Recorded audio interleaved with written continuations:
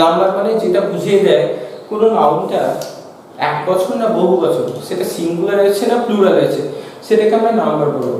ইংরেজিতে নাম্বার দুই প্রকার, কি কি আছে? সিঙ্গুলার এবং প্লুরাল। কয় প্রকার নাম্বার আছে সেটা তো জেনে লাভ নেই, জানতে হবে আমরা কি কি ভুল করে থাকি, অর্থাৎ বা আমাদেরকে জানতে হবে কি কি ওয়েজ আছে বা প্রসেস আছে যেটা আমরা ফলো করতে পারি, that we can follow to make a singular noun to plural. কিভাবে আমরা সিঙ্গুলার নাউনকে আমরা প্লুরাল করতে পারি। তো তাহলে একে একে আমরা নিয়মগুলো জেনে নেব যে কোন নিয়ম ফলো করলে আমরা সিঙ্গুলারকে প্লুরাল করতে পারি। প্রথমে আসবো, এই নিয়মগুলো খুব গুরুত্বপূর্ণ। আমরা ছোটবেলায় পড়েছি কিছু নিয়ম, আর কিছু নিয়ম আমরা নতুন জানবো, যেটা আমি তোমাদেরকে অ্যাসিওর করতে পারি যে তোমরা হয়তো আগে জানতে না। ফর এক্সাম্পল, প্রথম নিয়ম, কোনো শব্দের শেষে যদি এস থাকে, এসএস থাকে, সিএইচ থাকে, এক্স থাকে, জেড থাকে, ঠিক আছে, তখন কি করব? তাকে প্লুরাল করতে গেলে কি করতে হবে? এদেরকে এই রকম শব্দ শেষে থাকবে এরকম শব্দকে বা এরকম ওয়ার্ডকে প্লুরাল করতে গেলে আমি কি করব? তাদের শেষে আমি ইএস যোগ করব। যেমন ধরো কি রকম ভাবে ইএস যোগ করব? সাপোজ এখানে এস আছে, তাহলে আমি একটা শব্দ নিলাম বাস, দেখো শব্দের শেষে কি আছে? এস আছে, তাহলে নিয়মে কি বলা আছে? এস, এসএস, সিএইচ, এক্স এবং জেড। শব্দের শেষে দেখো এখানে এস আছে, তাহলে এটাকে প্লুরাল করতে গেলে আমাকে কি করতে হবে? বিইউএস, ইএস, ইএস যোগ করে দিলাম, কারণ এই শব্দের শেষে এস আছে, সেই কারণে এটাকে আমি ইএস যোগ করে প্লুরাল করলাম। ঠিক আছে, তাহলে এটা হচ্ছে নিয়ম, বেসিক নিয়ম। তাহলে এই কয়েকটা জিনিস মাথায় রাখলে আমার হয়ে যাবে, আর কিছু না। এবার বলি, হয়তো অনেকে মনে রাখতে সমস্যা হতে পারে এস, এসএস, সিএস, তাহলে কি করব? প্রত্যেকটার একটা করে एग्जांपल মনে রাখবো, তাহলেই আমার সহজে মনে থেকে যাবে। যেমন ধরো বাস মনে রাখলাম, ক্লাস মনে রাখলাম, বেঞ্চ বা এরকম কিছু মনে রাখলাম। রাদার एग्जांपल ফলো করো, তাহলে নিয়মটা মনে থাকতে সুবিধা হবে। এবার দেখো, যদি দেখো আমি দুটো শব্দের নিচে মার্ক করেছি, তাহলে এই দুটো মার্ক করেছি মানে এই দুটো শব্দে বিশেষ কিছু বিশেষত্ব আছে। কি রকম বিশেষত্ব? আমি যদি প্রথমটায় আসি, প্রথমটা শব্দ নিলাম, একটা শব্দ যেটা হচ্ছে বেঞ্চ। কি বললাম? বেঞ্চ। শব্দের শেষে কি আছে? সিএইচ আছে। তো এটাকে প্লুরাল করতে গেলে কি হবে? নিয়ম কি বলেছি?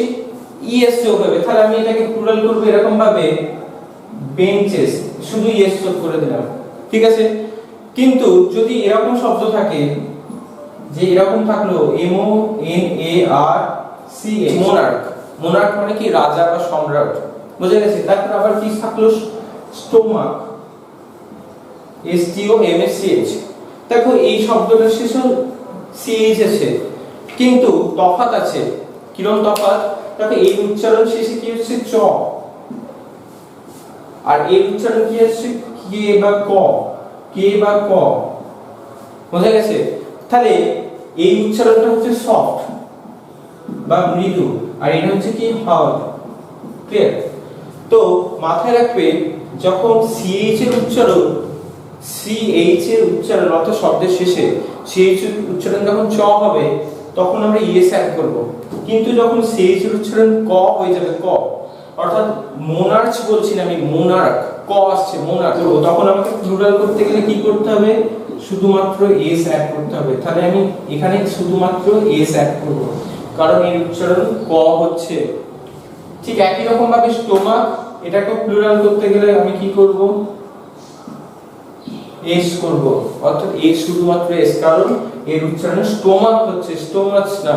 ঠিক আছে, এটা হচ্ছে প্রথম নিয়ম, অর্থাৎ এই সিএইচ এর ব্যতিক্রম। এবার দেখো জেড আছে, তাহলে এই জেড কে কেন্দ্র করে কিছু নিয়ম আছে।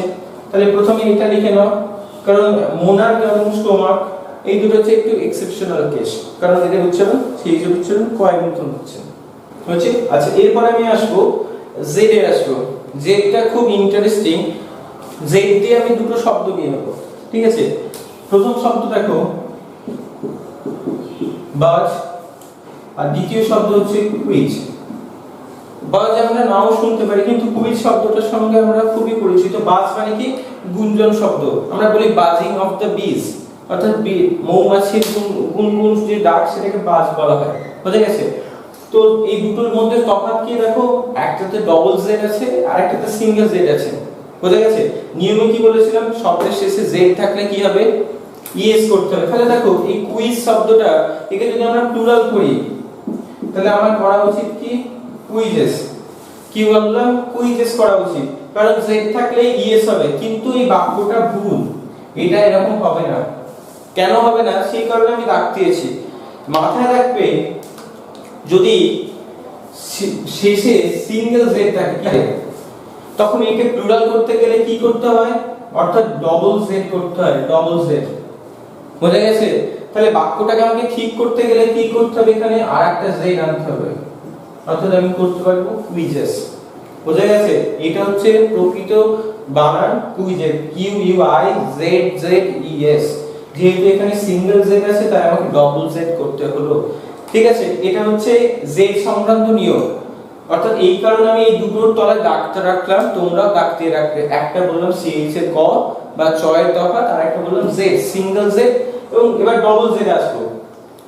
ডবল z থাকলে দেখো কোনো সমস্যা নেই, কারণ এখানে আমাকে তো ডবল z ই আনতে হচ্ছে। ডবল z থাকলে আমি শুধু es z করব, এর নিয়ে চলে আসবো, তাহলে বালেস এখানে তাহলে es হয়ে গেল। এটা হচ্ছে, এটা একটা স্ক্রিনশট নিয়ে নাও। এটা সাধারণত আমরা কুইজেস এর বানানটা ভুল করি যখন অ্যাজ এ প্লুরাল এটা দেয়া থাকে। দ্বিতীয় নিয়মটা হচ্ছে y কে কেন্দ্র করে, y। বোঝা গেছে? y কে কেন্দ্র করে কি রকম, দেখো যে দুটো করে एग्जांपल, সব সময় एग्जांपल দিয়ে মনে রাখবে। বডি, বয় লিখলাম। দেখো y আছে, তাহলে y কমন কোথায়, শব্দের শেষে। তাহলে নিয়মটা কি, এন্ড শেষে যদি y থাকে, কি বললাম, এটা আমরা সবাই নিয়মটা জানি যে শব্দের শেষে যদি y থাকে, তার আগে যদি কনসোনেন্ট থাকে, তাহলে কি হয়ে যাবে, y টা i হবে এবং কি হবে, es যোগ হবে। ক্লিয়ার হলো? এটা হচ্ছে নিয়ম। তাহলে যদি এরকম থেকে বডি থাকে, তাহলে আমাকে কি হবে, b o করলাম, d করলাম, তাহলে y টা কি হয়ে যাবে, i হয়ে যাবে এবং কি হবে, es যোগ হবে। এখানে es যোগ হয়ে যাবে, তাহলে কি হয়ে গেল, বডিজ হয়ে গেল। ঠিক আছে? কেন হলো, y এর আগে কনসোনেন্ট আছে। এটা হচ্ছে y এর নিয়ম। এবার দ্বিতীয়টা কি, দেখো এখানেও y আছে, কিন্তু এর আগে কি আছে, ভাওয়েল আছে, ভাওয়েল। তাহলে y এর আগে যদি ভাওয়েল থাকে তখন কি হবে, শুধুমাত্র s হবে, তখন শুধুমাত্র s যোগ হবে, আর কিছু না। তাহলে এটাকে আমাকে প্লুরাল করলে কি করতে হবে, আমি এটাকে কি করব, বয়েস। এবার পরীক্ষায় কিভাবে ভুল আসতে পারে, পরীক্ষায় দিয়ে দিল বডিজ, তোমাকে এরকম ভাবে বলে দিল bo dy s, বাক্যের মধ্যে ইউজ করে দিল। এবার তোমাকে জানতে হবে যে কি ভুল আছে এখানে। তুমি যদি নিয়মটা না জানো তো তুমি ভুল খুঁজে পাবে না। কিন্তু যখন দেখবে y আছে, তার মানে কি আগে ভাওয়েল আছে, তাহলে আমাকে is আনতে হবে, তাহলে এই জায়গাতে ভুল আছে, তখন তুমি এই জায়গাটা ফোকাস করবে। এবার এখানে একটা জিনিস মাথায় রাখবে, কোন জিনিসটা, এরকম শব্দ থাকে, কি বললাম, সলিলক। বোঝা গেছে? অর্থাৎ দেখো এখানে শব্দের শেষে কি আছে, y আছে, কিন্তু দেখো এখানে u আছে। u কি, u হচ্ছে ভাওয়েল। তাহলে নিয়ম অনুযায়ী কি করা উচিত ছিল, এখানে s যোগ করা উচিত ছিল, কিন্তু সেরকম না, কারণ আরেকটা নিয়ম আছে কিউ ইউ। তাহলে দুটো জিনিস মাথায় বললাম, y এর আগে যদি কনসোনেন্ট বা কিউ ইউ থাকে, কি হয়ে যায়, y টা i হবে এবং es হবে। তাহলে এখানে কিউ ইউ থাকার কারণে কি হয়, y টা হচ্ছে i হয় এবং তার সঙ্গে es যোগ হয়। তাহলে এটাকে চেঞ্জ করলে কি করব, আমি s করলাম, l i l o, q করলাম, হচ্ছে u করলাম, y টা i করলাম, দিয়ে es করে দিলাম। এটা কেন হলো, কারণ y এর আগে q u আছে, এটা মাথায় রাখবে। তাহলে তিনটে জিনিস মাথায় রাখবে, q u বা y এর আগে কনসোনেন্ট থাকলে y টা i হয় এবং es হয়। ঠিক আছে? এখানে একটা ফান ফ্যাক্টর বলি, মজার বিষয়। হ্যাঁ, ফান ফ্যাক্টরটা কি, যদি তোমরা লক্ষ্য করো, কিউ শব্দটা কখনো একা বসে না। বোঝা গেছে? কিউ দিয়ে যতগুলো ইংরেজিতে শব্দ আছে তার বেশিরভাগটা দেখবে কিউ এর পর ইউ বসে। যদি তোমরা লক্ষ্য করো, যেমন ধরো ফর এক্সাম্পল কোয়েশ্চেন, অর্থাৎ প্রশ্ন, দেখো কিউ এর পর ইউ আছে। তাহলে প্রত্যেকটা যত শব্দ যেখানে কিউ আছে তারপরেই দেখবে ইউ আছে, কারণ কিউ এবং ইউ পাশাপাশি বসে। এটা একটা ফান ফ্যাক্ট বা মজার বিষয়, যেটা আমরা জানতে পারি এখান থেকে। ঠিক আছে? তাহলে মেইন নিয়ম y সংক্রান্ত এটা নিয়ম, এটা হচ্ছে নিয়ম। এবার আমি ব্যতিক্রমে আসবো। যেটা আমরা হয়তো নাও জানতে পারি। তাহলে এটার একটা স্ক্রিনশট নিয়ে নাও। দেখেছে, ইংরেজিতে এক্সেপশন খুব গুরুত্বপূর্ণ, কারণ পরীক্ষাতে সহজ জিনিস দেয় না, পরীক্ষাতে কঠিন দেয়, আর কঠিন কোনগুলো হয় যেগুলো একটু আলাদা রকম হয়। ফর এক্সাম্পল, যদি এরকম আমি একটা শব্দ নিই, কি লিখলাম, ফেব্রুয়ারি, বোঝা গেছে? তাহলে ফেব্রুয়ারি শব্দের শেষে কি আছে, ওয়াই আছে। একটু আগে আমি ওয়াই এর নিয়ম করাচ্ছিলাম, তো ওয়াই এর আগে কি আছে, আর আছে, তার মানে কি আছে, কনসোনেন্ট। তাহলে এখানে Y is preceded by a consonant. তো তাহলে নিয়ম অনুযায়ী কি করা উচিত ছিল, ওয়াই কে আই করা উচিত ছিল, কিন্তু সেরকম হবে না। কেন হবে না? কারণ নিয়মে বলা আছে যে কি, যে এই একটু আগে বললাম প্রপার নাউন, কি বললাম, প্রপার নাউন। প্রপার নাউন বলতে কি বললাম, যে নাউন দ্বারা কোনো জিনিসের নাম বোঝায়। তাহলে ফেব্রুয়ারি কি বোঝাচ্ছে, কিসের নাম, ফেব্রুয়ারি বোঝাচ্ছে মাসের নাম। যেহেতু এখানে প্রপার নাউন আছে, মাথায় রাখবে প্রপার নাউনের শেষে যদি ওয়াই থাকে, তার আগে যদি কনসোনেন্ট থাকে, তাহলে ওয়াই অপরিবর্তিত হয়। এটাকে আমাকে প্লুরাল করতে গেলে কি করতে হবে, ফেব্রুয়ারিস, তখন শুধুমাত্র বডি বলছি, শরীর, কার শরীর বলছি না। তাহলে এটা কি কমন নাউন হচ্ছে, এই কারণে ওয়াই কে আই করছি, কিন্তু যেহেতু এটা প্রপার নাউন তাই এখানে কোনো চেঞ্জ হবে না। ঠিক আছে, এটা তাহলে ওয়াই সংক্রান্ত নিয়ম। সবসময় নিয়ম এভাবে মনে রাখবো। তাহলে প্রথম নিয়ম করলাম এস যুক্ত থাকলো, S S S C H X Z, তারপরে চলে এলাম ওয়াই। এবার 3 নম্বরে আসবো এফ বাই পি। তাহলে এখন আমি কিসের নিয়মে আছি, এখন নাম্বারের নিয়মে আছি। এটা হচ্ছে নাউনের একটা পার্ট, বুঝা গেছে? এফ বাই পি নিয়ম কি, দেখো প্রথমে আমি লিখলাম কাফ এবং তারপরে লিখলাম সেফ, সেফ নিলাম। দেখো দুটো শব্দ, একটা এফ আছে একটা এফই আছে। তাহলে নিয়ম কি জানি আমরা, নিয়মে জানি যে সিঙ্গুলার থেকে প্লুরাল করতে গেলে শব্দের শেষে যদি কি থাকে, এফ বা এফই থাকে, কি করতে হয়, আমাকে ভি করতে হয়, এফ বা এফির জায়গায় ভি করতে হয় এবং ইএস যোগ করতে হয়। এটাকে আমাকে প্লুরাল করতে গেলে কি করতে হবে, তাহলে কে এন করতে হবে, তারপরে কি আই করতে হবে। তাহলে এফই আছে, তাহলে এফই পরিবর্তে কি হয়, ভি হয় এখানে, তাহলে এখানে নাইটস হয়ে গেল।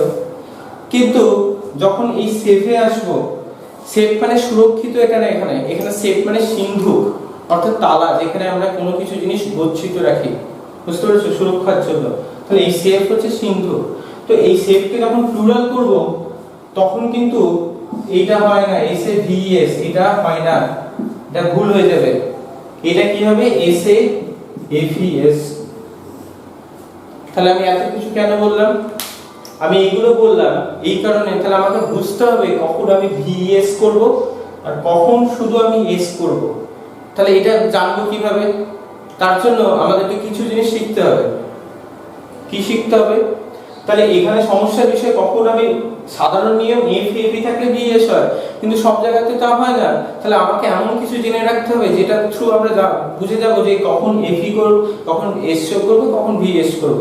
তাহলে আমাকে জানতে হবে 13টা শব্দ, বুঝতে পেরেছো, 13টা ওয়ার্ড, অর্থাৎ এই 13টা ওয়ার্ড যাদের সঙ্গে শুধুমাত্র ভিএস যোগ হয়। তাহলে আমি যে 13টা ওয়ার্ডের কথা বলবো তাদের সঙ্গে শুধুমাত্র ভিএস যোগ হয়, আর বাকি এফই বা এফ বা এফি শব্দ থাকবে তাদের সঙ্গে ভিএস হয় না। ঠিক আছে, তাহলে প্রথমে আমি 13টা শব্দ লিখে নেব। এই 13টা মনে রাখলে আর এই জায়গায় কোনো সমস্যা তৈরি হবে না। তাহলে 13টা শব্দ লিখে নাও, কি কি আছে।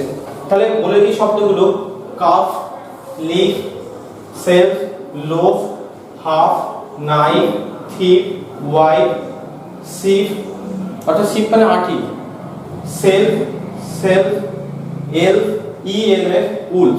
তাহলে এইগুলো কি শব্দ, এইগুলোই হচ্ছে 13টা শব্দ ইংরেজির, যাদেরকে আমি প্লুরাল করলে, যেমন ধরো উলফ আছে, কি করব, উলফস করব, বোঝা গেছে। তাহলে এই 13টা শব্দ যাদেরকে আমি প্লুরাল করলে শুধুমাত্র ভিএস যোগ করব।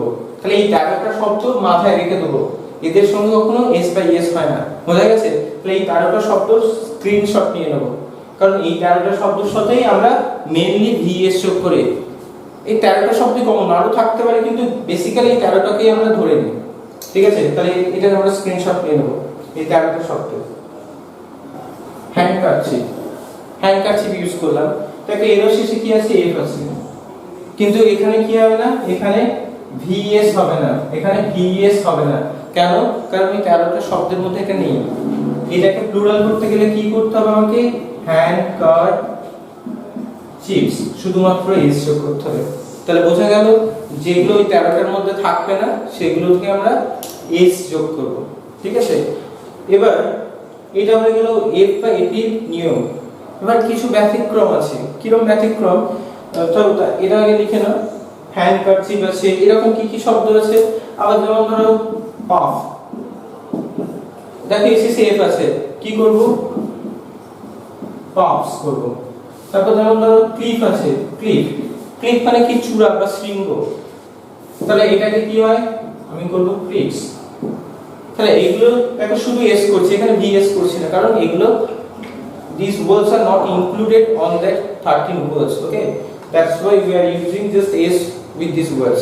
Just keep remembering this. হয়েছে? এরপরে এর ব্যতিক্রমটা, যেমন ধরো ব্যতিক্রম কেন বলছি?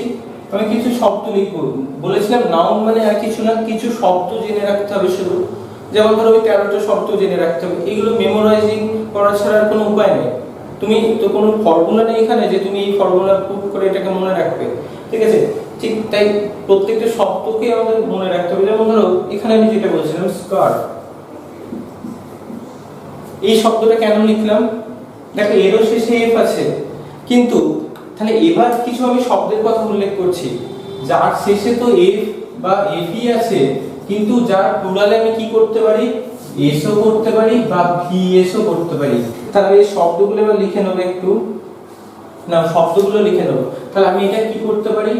এসসিআর ভিএসও করতে পারি বা এসসিআর এফএস এটাও করতে পারি। তাহলে এই শব্দগুলো লিখে নাও। তাহলে এই সমস্ত শব্দ, তাহলে কি বললাম? স্কার্ট, স্টাফ, ডুয়ার এবং হুফ, এই শব্দগুলোর সাথে আমি এসও করতে পারি, অর্থাৎ আমি এটা করতে পারি হুফসও করতে পারি বা হুফসও করতে পারি, যে কোনো একটা করতে পারি। Both are correct here. ঠিক আছে, তাহলে এই শব্দগুলো মনে রাখো। তাহলে এটা হলো এফ বা এপি সংক্রান্ত নিয়ম। তাহলে এটা স্ক্রিনশট নিয়ে নাও। তাহলে মনে রাখো স্কার্ট, স্টাফ, ডুয়ার এবং হুফ। ঠিক আছে, দেখো মানেগুলো যদি সমস্যা হয়, স্কার্ট মানে চাদর, আচ্ছা স্টাফ মানে জানো সদস্য বা একসাথে কাজ করে এরকম লোকেদেরকে বোঝায়। তারপর ডুয়ার, ডুয়ার মানে যেটা শর্ট হাইটেড পারসন, মানে বেঁকে লোক, তাদেরকে বলে ডুয়ার। আর হুফ মানে তো জানো খুর। ওকে কেন্দ্র করে নিয়মটা কি রকম? দেখো সাপোজ একটা শব্দ থাকলো হিরো, হ্যাঁ, এই শব্দের শেষে কি আছে? ও। তো এটাকে প্লুরাল করব কিভাবে? তার নিয়মটা কি? শেষে যদি কনসোনেন্ট থাকে, কি বললাম? অর্থাৎ ও এর আগে যদি কনসোনেন্ট থাকে, if O is followed by a consonant, যদি ও এর আগে একটা কনসোনেন্ট থাকে তখন কি হয়? ইএস যোগ হয়। তখন কি হবে? ইএস যোগ হবে। যেমন ধরো আমাকে করতে হবে তখন হিরোজ, কি বলবো? তখন আমাকে করতে হবে হিরোজ, ইএস করতে হবে। এটা হচ্ছে নিয়ম। তাকে এটাও একটা শব্দ, here this word also ends with o। দেখো এখানেও এটা শেষ হচ্ছে ও দিয়ে, কিন্তু এর ও এর আগে কি আছে? একটা ভাওয়েল আছে, আই, ভাওয়েল। তাহলে ও এর যদি পরে, ও এর যদি আগে কি থাকে? কনসোনেন্ট থাকে, কনসোনেন্ট থাকে তখন আমি ইএস করছি। আর যদি ভাওয়েল থাকে তখন আমি কি করছি? এস করব। ঠিক আছে, তাহলে এখানে কি আছে? রেডিও আছে। তাহলে আমাকে এটা এখানে প্লুরাল করতে গেলে কি করতে হবে? শুধুমাত্র এস যোগ করে দেবো, রেডিওস। বুঝা গেছে? কারণ এখানে এর আগে ভাওয়েল সাউন্ড রয়েছে বা ভাওয়েল আছে। তাহলে এটা হচ্ছে বেসিক্যালি নিয়ম। এটারও রয়েছে কিছু ব্যতিক্রম, সেগুলো আমরা জেনে নেব। তাহলে আগে এই বেসিকটা জেনে রাখবো, তারপর ব্যতিক্রমে আসবো। ঠিক আছে, তাহলে ব্যতিক্রম জানতে গেলে আমাদেরকে এবার যে জিনিসটা জানতে হবে, ঠিক আছে, প্রথম যেটা জানার বিষয়, তোমাকে ফর এক্সাম্পল যদি এরকম থাকে ফটো, ফটো, এই ফটো শব্দটাতে আমরা প্রত্যেকে পরিচিত, কারণ ফোন খুললে প্রথমে ফটো এই অপশন আসতে পারে কারোর ফোনে। তো এই ফটো শব্দটাকে প্লুরাল যদি করতে চাই অ্যাকর্ডিং টু দ্য রুলস, নিয়ম অনুযায়ী, তো নিয়ম অনুযায়ী কি বলা আছে দেখো, ও তার আগে যদি কনসোনেন্ট থাকে, তাহলে কি বলেছিলাম? ও এর আগে যদি কনসোনেন্ট থাকে, তো এখানে কি আছে? কনসোনেন্ট। তাহলে নিয়ম অনুযায়ী আমার কি হওয়া উচিত ছিল? এখানে কি হওয়া উচিত ছিল? ফটো ইএস হওয়া উচিত ছিল। কিন্তু যদি ফোনের ফোল্ডার খোলে ফটোসে দেখো কিন্তু ইএস নেই, কেন নেই? কারণ এগুলো ব্যতিক্রমী শব্দ, বোঝা গেছে? তাহলে এরকম কিছু শব্দের আবার আমাদেরকে লিস্ট করে নিতে হবে যেগুলোর সঙ্গে শুধুমাত্র এসি যোগ হয়, কি হওয়ার শর্ত? এদের আগে কনসোনেন্ট হওয়ার শর্ত। তাহলে কিছু, তাহলে আমরা কি লিখে নেব? এক্সেপশন। ঠিক আছে, দেখো প্রত্যেকটার আগে কিন্তু কনসোনেন্ট আছে, ইয়েস হওয়া উচিত কিন্তু হবে না, তাই আমরা এটা অ্যাজ এ এক্সেপশন ধরবো। তাহলে প্রথম করলাম ফটো, হ্যালো, পিয়ানো এবং ম্যানিফেস্টো। তাহলে এই শব্দগুলো লিখে নাও যেটার সাথে এই নিয়মটা কার্যকারী হয়, অর্থাৎ এদের পাশে আমরা একটা লিখে রেখে দিও পিয়ানোস, নাহলে আবার কিসের নিয়ম সেটা বুঝতে পারবে না। পিয়ানোস, ঠিক আছে। মসকিউটো লিখলাম, একটু আগে বললাম না একটা ইন্টারেস্টিং বা ফ্যাক্ট যে কিউ সবসময় ইউ হয়, দেখো এখানে মসকিউটো লিখলাম, দেখো কিউ এর পর ইউ আছে, তাহলে কিউ সবসময় ইউ কে সাথে নেয়, ঠিক আছে, তাছাড়া বসে না। কিন্তু আবার একটা জায়গায় বসে, কোন জায়গায়? এরকম একটা শব্দ আছে কিউ ডব্লিউ ই আর টি ওয়াই, অ্যাকচুয়ালি এটা কোনো মানে হয় না। এটা কি বলা হয়? এটাকে বলা হয় ফোনের কিবোর্ড। যদি কখনো ফোনের কিবোর্ডটা প্রেস করো তখন দেখবে একটা অপশন আছে কিউ ডব্লিউ ই আর টি ওয়াই। তো এটা হচ্ছে প্রত্যেকটা ফোনের কিবোর্ডের ফার্স্ট ওয়ার্ড নিয়ে তৈরি করা হয়েছে, বোঝা গেছে? প্রথমে কিবোর্ড কি থাকতো? A B C D E F এই আকারে থাকতো, কিন্তু অ্যাকচুয়ালি এটা ফোনের কিবোর্ড আকারে তো না, এটা একটা টাইপ মেশিনের আকারে বলা হয়। এত মানে মানুষ তাড়াতাড়ি স্পিডে টাইপ করতো যে ওয়ার্ড নেওয়া যেত না, ঠিক আছে? সেই কারণে এই ফর্মুলাটা তৈরি করা হয় এবং সেটা নাম দেওয়া হয় কোয়ার্টি, কিউ ডব্লিউ ই আর টি ওয়াই, ঠিক আছে? এই একটাই ক্ষেত্র, যদি এটা একটা অর্থপূর্ণ শব্দ না যেখানে কিউ এর পর ডব্লিউ বসে, তা নাহলে বেশিরভাগ ক্ষেত্রে কিউ এর পর ইউ বসে। তো নিয়মে আসবে এবার। নিয়ম বাদ দিয়ে আমাদের বেশ কিছু মজাদার জিনিস জানার দরকার আছে, তাদের কি ক্লাসটা ভালো রাখবে। দেখো, হ্যাঁ, যেটা নিয়মে আসছিল এবার, যদি মসকিউটো থাকে তো মসকিউটো আমরা প্লুরাল কি করব? মসকিউটো বা বাফেলো, এটাকে প্লুরাল করতে গেলে কি করতে হবে? আমরা সবাই কি যদি এরকম অপশন দেওয়া হয় বাফেলোস, দেখবে মিসস্পেলড ওয়ার্ড থাকে, অর্থাৎ ভুল শব্দ, সেটাকে সঠিক করো, এরকম পরীক্ষা একটা দিতেই পারে। বাফেলোস থাকলো এবং আরেকটা থাকলো বাফেলোস, ঠিক আছে? তাহলে একটাতে এস আছে আর একটা ইএস আছে, বললো কোন শব্দটা সঠিক বা কোনটা ভুল শব্দ খুঁজে বের করো, তখন প্রত্যেকেই বলবে স্যার এটা ঠিক আছে, এটা ভুল আছে, ঠিক আছে? কিন্তু এরকম না, দুটো শব্দই ঠিক। দুটো শব্দই ঠিক কেন? কারণ এবার যে নিয়মটা পড়তে চলেছি আমরা, যেটাকে আমরা প্লুরাল করতে পারি, এস যোগ করেও করতে পারি, ইএস যোগ করেও প্লুরাল করতে পারি। যেমন ধরো মসকিউটো নিলাম, মসকিউটোকে আমি এস যোগ করেও করতে পারি প্লুরাল মসকিউটোস, বা আমি এখানে ইএস যোগ করেও প্লুরাল করতে পারি, M O S Q U I T O E S, দুটোই ঠিক, বোঝা গেছে? যদি ডিকশনারি খুলে দেখো দেখবে এসও দেয় ইএসও দেয়। তাহলে এরকম কয়েকটা শব্দের লিস্ট করে নেব যেগুলো আমরা এসও করতে পারি, ইএসও করতে পারি। তাহলে প্রথমে লিখব মসকিউটো, বাফেলো। তাহলে এই হচ্ছে কয়েকটা শব্দ, মসকিউটো, বাফেলো, কার্গো এবং ভলকানো। এবং আর আছে মটো। অ্যাব্রিভিয়েটেড ওয়ার্ড বা যদি ইয়ার থাকে, অর্থাৎ সালের উল্লেখ থাকে, যদি এরকম উল্লেখ থাকে, তখন আমরা সেগুলোকে প্লুরাল করব কি করে? অ্যাব্রিভিয়েটেড মানে কি? সংক্ষিপ্ত। যেমন ধরো সংক্ষিপ্ত কি জিনিস? যদি বলি পিসি, এটা আমি একটু গ্যাপ রাখলাম, বোঝা গেছে? Actually P dot C dot. PC মানে কি? তোমরা আমার থেকে ভালো জানো পিসি মানে কি। Portable computer. কি বললাম?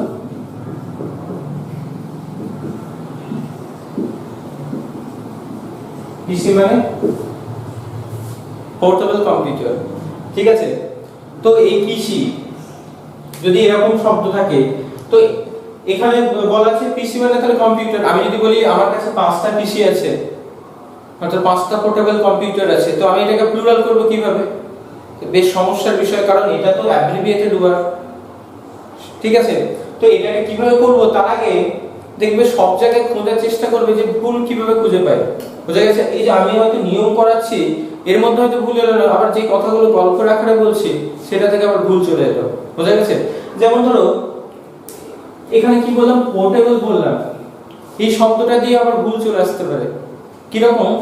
কারণ ধরো আমি যদি বলি POTABLE পোর্টেবল, POTABLE পোর্টেবল, যদি এই শব্দটা লিখি আর এখানে দেখলাম PORTABLE, তাহলে দেখো একটা আর শুধু মিসিং আছে, এই আর মিসিং হওয়ার কারণে দুটো শব্দের পুরো অর্থটা টোটাল চেঞ্জ হয়ে গেল।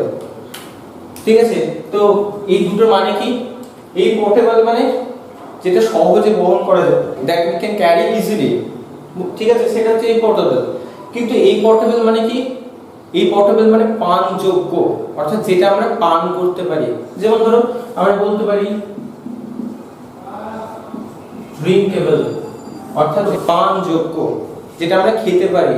অর্থাৎ আমরা বলতে পারি water is a portable thing, জল হচ্ছে একটা পানযোগ্য জিনিস। ঠিক আছে, তাহলে এখানে আমাকে ভুল এইভাবে বলে যেতে পারে, তোমাদেরকে বলে দিল water is a portable, actually এখানে এই পোর্টেবলটা হবে। ঠিক আছে, এটা একটা আর কিছু না, এক্সট্রা একটা নলেজ। তো যাই হোক, মেইন জায়গাটাতে আমি আসবো এবার। মেইন জায়গাটা কি? তো এটাকে আমি প্লুরাল করব, তাহলে কি করব? এটাকে প্লুরাল সাধারণত অ্যাপোস্ট্রফি যোগ করে করা যায়। কি বললাম? যখন অ্যাব্রিভিয়েটেড ফর্ম হবে বা শর্টেন ফর্ম, সংক্ষিপ্ত রূপ হবে, তার মাথায় অ্যাপোস্ট্রফি যোগ করে এস করতে পারি, বা আর কি হতে পারে, এর পাশে আমি এস যোগ করে করতে পারি, অর্থাৎ অ্যাপোস্ট্রফি দিতেও পারি, নাও দিতে পারি। তাহলে এই দু রকম ভাবে আমি এটাকে প্লুরাল করতে পারি। আবার ধরো যদি সালের উল্লেখ থাকে, হ্যাঁ, যদি এরকম থাকে 1860, এটা আমি দু রকম ভাবে করতে পারি প্লুরাল, একবার মাথায় এস দিয়ে করতে পারি, আর একবার মাথায় না এস দিয়েও করতে পারি। ঠিক আছে, এই দু রকম ভাবে এটাকে আমরা প্লুরাল বানাতে পারি, অর্থাৎ সংক্ষিপ্ত যে শব্দগুলো বা যেগুলো টাইম বা ইয়ারকে ইন্ডিকেট করে। বুঝে গেছে? এরকম কি শব্দ আছে, ধর ফর এক্সাম্পল ফুড, এই ফুডকে তো আমরা এস যোগ করে প্লুরাল করি না। ঠিক আছে, এবং সবথেকে যেটা বহুল প্রচলিত সেটা হচ্ছে ম্যান। এই শব্দগুলোকে তাহলে আমরা প্লুরাল করি কিভাবে? এই শব্দগুলোকে প্লুরাল করতে গেলে আমাকে সবসময় কি করতে হয়, এর মধ্যে অবস্থিত যে ভাওয়েলটা রয়েছে সেটাকে চেঞ্জ করতে হয়। Here we have to change the intermediate vowel words. Okay, এর মধ্যে যে ভাওয়েল লেটার্স গুলো আছে আমাদেরকে সেগুলো চেঞ্জ করতে হয়। যেমন ধরো এই ফুট আছে, তাহলে এখানে কি করতে হবে, এটাকে ফিড করতে হবে। সেরকম ম্যান আছে, এটাকে প্লুরাল করতে গেলে কি করতে হবে, মেন করতে হবে, মেন। ঠিক একই রকম ভাবে আমি এখানে করতে পারি গুজ আছে, এখান থেকে প্লুরাল আমি গিজ করতে পারি।